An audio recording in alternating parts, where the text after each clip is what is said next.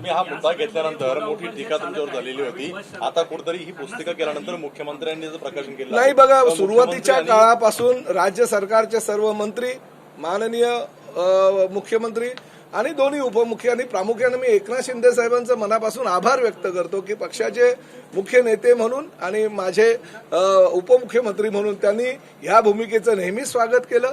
आणि शेवटी ही भूमिका शिवसेना प्रमुख आदरणीय बाळासाहेब ठाकरे यांची भूमिका आहे.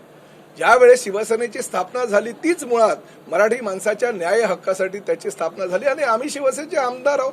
आज आम्ही परिवहन मंत्री म्हणून झालो आहोत, परंतु शिवसेना प्रमुखांच्या भूमिकेमुळे आम्ही आज इथपर्यंत पोहोचलेलो आहे.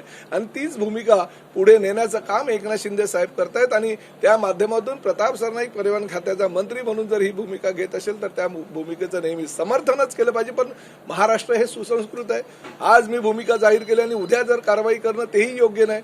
जर तुम्ही संधी मागितली, वेळ मागितली आणि तुम्ही शिकायला तयार असतात तर ती आम्ही वेळ तुम्हाला द्यायला पाहिजे आणि त्यामुळे ती वेळ दिलेली आहे. परंतु एक गोष्ट आहे, मी कालही म्हणालो, परवाही म्हणालो, मुजोरी मात्र सहन केली जाणार नाही. महाराष्ट्रात राहायचं असेल तर तुम्हाला मराठी येणं अनिवार्य आहे. सगळ्यांना घेतलेलं आहे. जे प्रवासी वाहतूक करणाऱ्या जेवढ्या काही राज्यामध्ये चालणाऱ्या टॅक्सी, रिक्षा, ओला, उबेर, रॅपिडो किंवा बाईक टॅक्सी सुद्धा त्यामध्ये आम्ही अंतर्भाव केलेला आहे.